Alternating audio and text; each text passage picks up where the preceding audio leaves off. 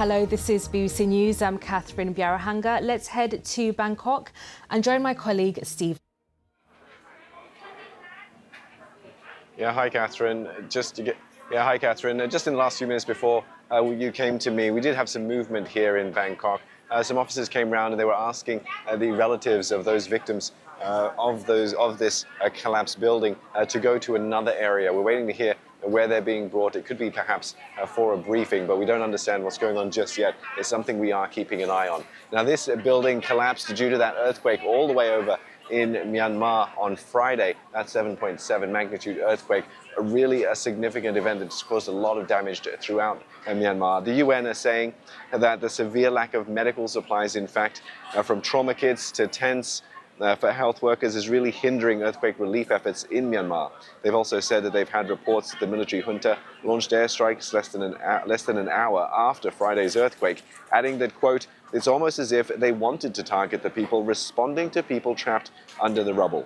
Now, our colleagues at BBC Burmese are reporting that the number of people who have died is now around 1,700, with 3,400 injured and 300 estimated to be missing. Now, the epicenter was near the second largest city of Mandalay, but its impact was felt more than 1,000 kilometers away here in Thailand, where 17 deaths have been confirmed so far. Now, we can also show you some live images now of the rescue efforts at the scene of that building collapse here in Bangkok. It's just past 6 p.m. in the evening. The sun is starting to go down here. Now, earlier we heard that the body of a man was pulled out today, and rescuers are working to rescue a woman who is trapped under the rubble. Our correspondent Arunade Mukherjee has been following developments both here in Bangkok and in Mandalay. Aid and relief yet to reach the worst-hit areas of quake-hit Myanmar. Desperation and the race against time forcing locals to do everything possible to reach survivors and the dead. Most of Mandalay, Myanmar's second-largest city and home to 1.5 million people, has been reduced to rubble. After a rare appeal for international aid from the military junta regime, help has started coming in, led by China and neighbouring India. Amidst the debris, relatives wait anxiously for any news of their loved ones. Hours after he spoke, his wife was pulled out late Saturday night. But the wait for thousands of others still continues. In neighbouring Thailand, rescue workers in the capital city Bangkok have been working for nearly 48 hours to look for those missing. My team are sending a robot in there, and the rescue team will drop down the robot in the tunnel, and we are gonna scan all the way inside of the tunnel. Sensors have detected some signs of life, which they are verifying so they can target their efforts in that location. The mountain of debris is not making their jobs any easier, and adding to the burden of exhausted rescue workers is every minute and every hour that passes directly affects the chances of survival of those who might still be trapped inside. Arunade Mukherjee, BBC News, Bangkok. Yes, the full picture of the devastation across Mandalay is still emerging. In fact, the country is still experiencing some aftershocks. We can show you some live images now from Mandalay, where you can see similar scenes to what we're seeing here in Thailand, where a building has collapsed. But Mandalay itself was struck by a 5.1 magnitude earthquake struck at 3:38 p.m. local time. That's today. This aftershock struck 28 kilometers northwest of Mandalay. And we also got word from a Mandalay resident, the city closest to the epicenter of the earthquake, describing how he's been trying to help the rescue operation.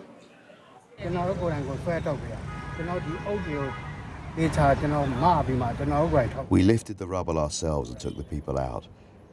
I saw it all myself. I wasn't here when the collapse happened. We only got here after the collapse, and then we just started to help. We're still finding out if there are any more dead bodies. Since this is a restaurant and it was lunchtime, there were many people there. I'm not sure if there are going to be any more dead bodies.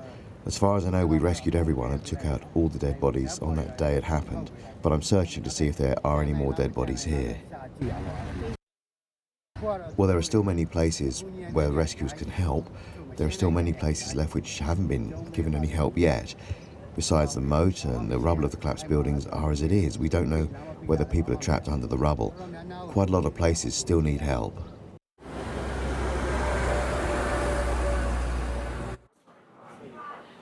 Now, I spoke earlier to Karan Kamble. He's the medical coordinator for Doctors Without Borders, and he's currently in Yangon, in Myanmar. And I asked him to give me a brief of the situation on the ground and the operational difficulties that MSF is experiencing.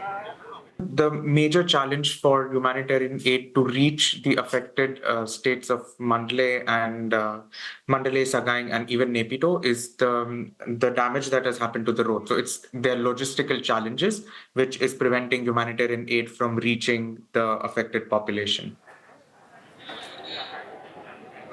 And Karan, talk us through, or just give us some context here and help us understand what the healthcare infrastructure is like in Myanmar, and give us a sense of how it would be able to be cope with the devastation that we've been seeing. So in each district or in each state, there are township hospitals, and there are general hospitals where free of care healthcare was being made available previous to the earthquake. But currently we are receiving reports that the healthcare structures in Naypyidaw, in Mandalay, they've been destroyed and they are not functional anymore. And at this moment, it is really difficult for us to have a visual on what is happening in Mandalay because the access is very compromised. Like we could not even send our teams by air, but as of today morning, we have our team who is on the way to reach the affected areas via road routes. So we just need to wait and see what the assessment report comes like. Yeah, you're coordinating the efforts for Doctors Without Borders. The logistical challenges do sound quite severe from how you've described them. Where's your area of focus now in Myanmar? So at this moment, we are about to reach Mandalay. Like the team should arrive in a few hours, and we will make a rapid assessment. And based on what we find to be the most pressing needs, we will respond in a suitable manner. We, from our previous experiences working on earthquake-related disasters, we understand that there is a massive need for trauma care, especially orthopedic surgeries. There is a need for water and sanitation services to be restored so that there's access to clean and safe water to prevent any epidemics. And the biggest challenge that we also foresee would be in terms of mental health support. Currently, people are even afraid to go and sleep in their houses. So they're sleeping outside because they're so afraid. So at this moment, these would be the primary areas that would require support: trauma care, water sanitation, and mental health. Yeah, it really is quite clear how extensive the challenges are facing Myanmar as a result of this earthquake that struck on Friday. I'm bringing your attention back here to Bangkok and the efforts that the government has been rolling out, trying to save people and bring bodies or survivors out from the rubble that you can see behind me. I spoke to earlier to Tavida Kamonvet. She's the deputy governor of Bangkok, and she gave me this update on the efforts that local authorities here have been making. Actually, I just got back from the site, and we are still trying to actually get under the rubble, as actually I heard from your video before. And because the 30 floors of the building piling up, as the search and rescue would call it, the pancake of the building, that's really difficult to actually get through. So we actually changing strategy of approaching into the site as time goes by. Right now, we get more of the machine, especially the scanner and the X-ray machine that help us to detect the movement, as well as to detect if we have kind of any sign at all that tells us that somebody is still alive or the vibe of anything. So we are trying to get that kind of machine up above the mountain of the rubble. And just before I left the scene, about 30 minutes ago, we actually get a little sign from the machine that we scanned down. However, we're still trying to triangulate every corner of it and try to find if there is any spot under the rubble that we can perhaps get through to. And David, are you confident that you're going to be able to find more people alive under the rubble?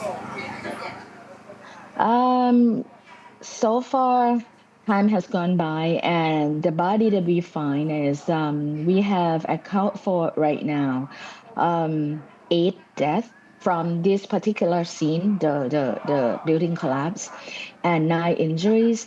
We still have about the numbers of for estimatedly 79 missing. So yes, we still have hope that we are going to try to somehow speed the process with a really careful process so that we can get to the live one. I'm still confident in my team that they are going to actually get through. We actually can speed a little by little, and but we get more. So in the ground of the rubble, we actually can get to the basement. Some of the channel for us to actually get through, we make a progress. And with the machine to scan, we perhaps can be able to reach more. So we're going to actually continue working around the clock. We have a lot of help coming in, and we can have shift that turn. So it makes us being able to work 24 hours around the clock. So yes, I have to answer you that I'm still confident, and I'm actually going to fight until I have to find them. Tavita, we have seen a ramp up of activity out on the streets with more equipment being brought in and just more people around in general. The Deputy Prime Minister was here yesterday, and he said, or was at pains to say that 72 hours is the crucial period of time where they need to really move as fast as they can to try and find and get to people. What do you think of? Will search efforts continue beyond 72 hours if people are not found by then?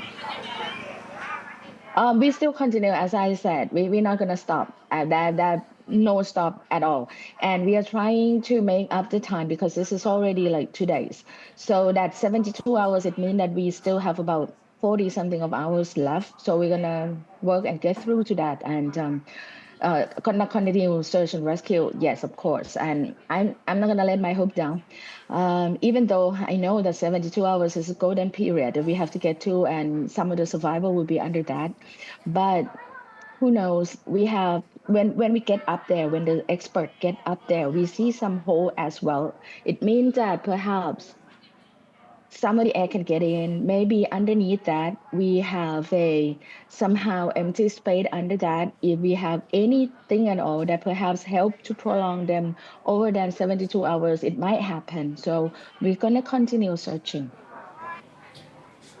Yeah, the mood trying to keep optimistic there with what has been going on here in Bangkok. I can tell you that the sun is going down and the floodlights have come on. As she was saying, the work is going to continue here in Bangkok through the night. Catherine, back to you. Steve, thank you. That's my colleague Steve Lai in Bangkok there.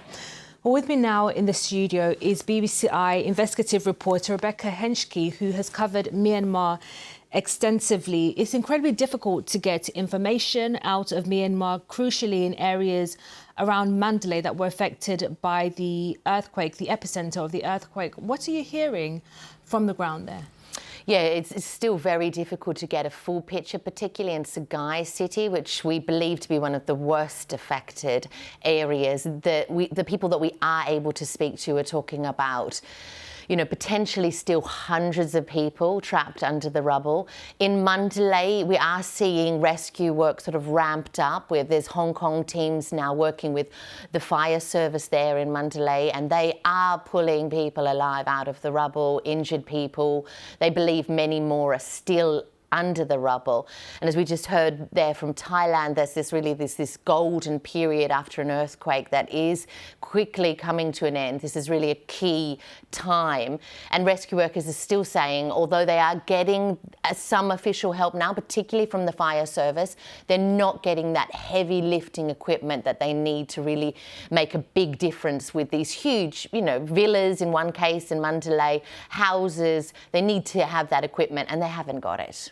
And Rebecca, it's important to remind our audience that, in the few hours after the earthquake struck, we started receiving reports that the military was carrying out airstrike against rebels, sometimes targeting civilians, close to where this earthquake happened. And those strikes are continuing now.